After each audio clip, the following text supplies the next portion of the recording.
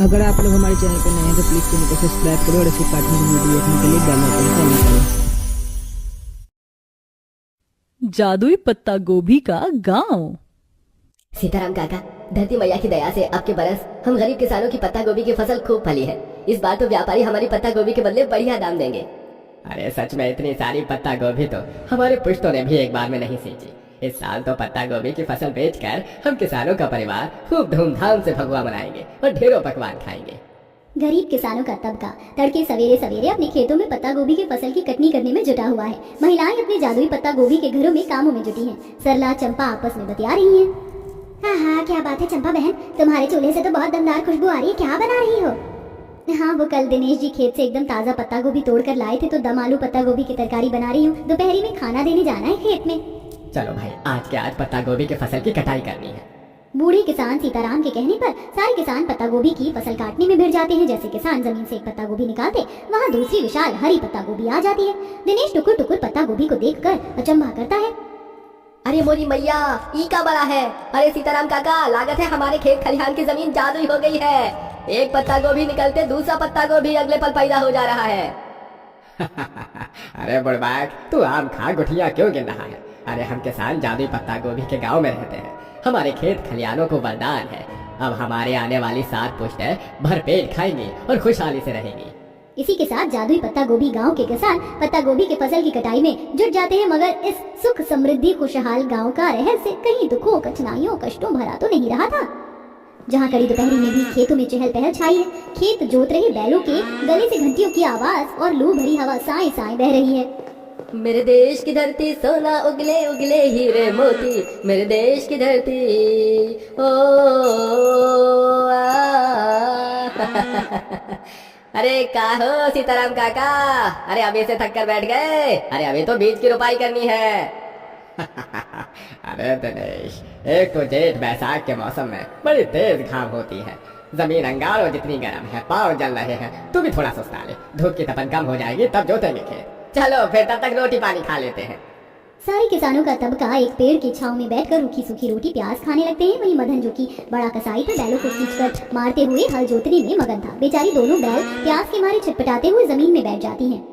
हुर हुर हुर, चल चल चल चल। अरे उठती है कि नहीं दोनों? अरे मदन, अरे दोनों बैल बेचारे थक गए हैं, थोड़ा आराम कर लेने दे। क्यों खदेड़े जा रहा है? अरे ओ सीताराम काका, तुम अपने काम से लेना देना रखो।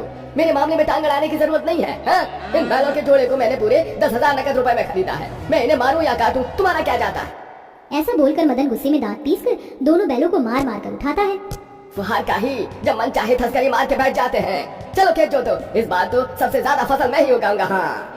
पालमपुर गांव के अधिकतर निवासी किसानी करते थे। हालांकि सरकार की नजर से गांव पिछड़ा हुआ था, सड़कें कच्ची थी, मगर पुरखों की देन से सबके पास अच्छी खासी जमीन थी जिस पर खेती बाड़ी करके सब जीविका उपार्जन करके परिवार का भरण पोषण करते थे। सब स्नेह प्रेम से रहते थे। वैसे तो सबकी जिंदगी गरीबी में कट रही थी। त्योहार पर पूरी पकवान खाने के लिए सब तरस कर रह जाते और साल का अधिकतर समय नमक रोटी खाकर गुजरता था। मगर मदन अव्वल दर्जे का कसाई, लोभी, लालची आदमी था। लगभग कुछ दिनों में सबने पत्ता गोभी की खेती की, तभी मदन ने उन्हें चुनौती दी। अरे ओ मेरे किसान भाइयों, तुम लोगों की नैया तो राम भरोसे है। इस साल तो सबसे ऊंची पत्ता गोभी की पैदावार मेरे ही खेत में होगी। सीताराम काका, दाल में कुछ तो काला है, वरना ये मदन खेती बाड़ी करने में इतना निपुण भी नहीं है। फिर भी ये चुनौती कैसे दे रहा है? अरे जाने दे, जिसके भाग्य का जितना लिखा होगा उतना ही मिलेगा। भाग्य की रोटी कोई नहीं छीन सकता। सबने अपनी जमीन में पत्ता गोभी की खेती की और अब बारी परिणाम की थी। मदन के खेत में खूब बढ़िया पत्ता गोभी हुई क्योंकि उसने मिलावटी खाद, बीज और हानिकारक दवाई का छिड़काव किया। बाकी गरीब किसानों के खेत की पत्ता गोभी बहुत ही छोटे और कीड़े लगे हुए, जिस पर सब कुड़कुड़ाने लगे।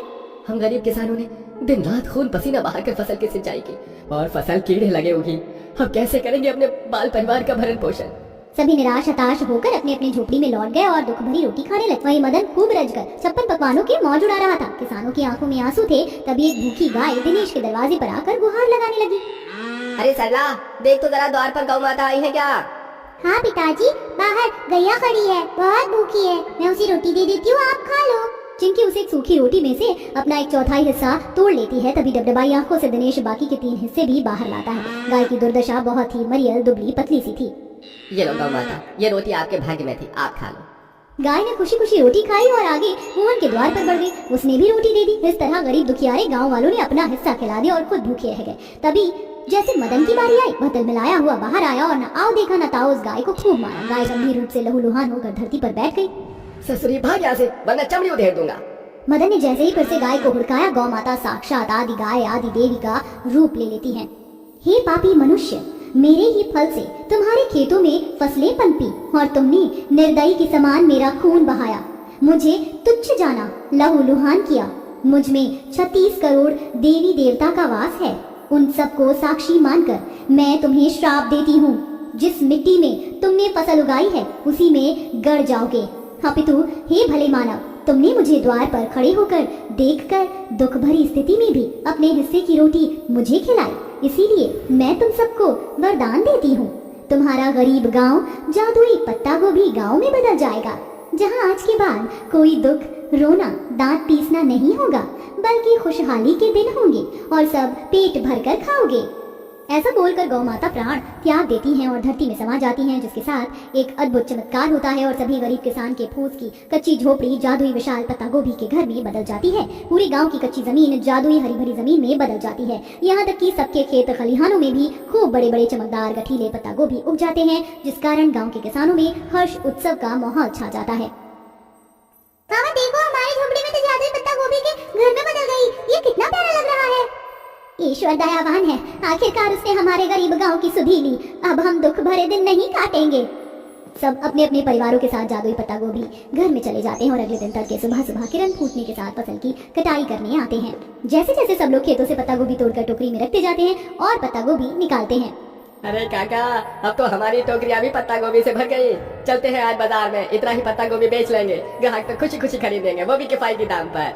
सारे किसान जाकर बाजार पत्ता गोभी बेचते हैं और होली से पहले तक खूब आमदनी कमाते हैं और होली पर सबके परिवारों में पकवान, गुजिया, मालपुआ बनता है। तभी बूढ़ी दुलारी सबको थाल भरकर बायना बांटती है। अरे वो चंपा, थाली ले आ, होली का बायना तो ले ले। आई आई दुलारी मौसी, लाओ दे दो। अरे वाह, मेरी मनपसंद पत्ता गोभी की तरकारी बनाई है आपने, ये भी दे दो। आज तो मैं भरपेट कर परोस कर खाऊंगी। हाँ, तू गर्भवती है ना, 8 महीने तो खाने पीने का दुख झेला है। तेरा पत्ता गोभी की तीखी सब्जी खाने का दिल था ना, इसलिए मैंने खास तेरे खातिर होली पर बनाया है, रज कर खाना। अंत में जादुई पत्ता गोभी गांव के निवासी एक दूसरे के साथ रंग गुलाल लगाकर खुशियां भरी होली मनाते हैं और पकवान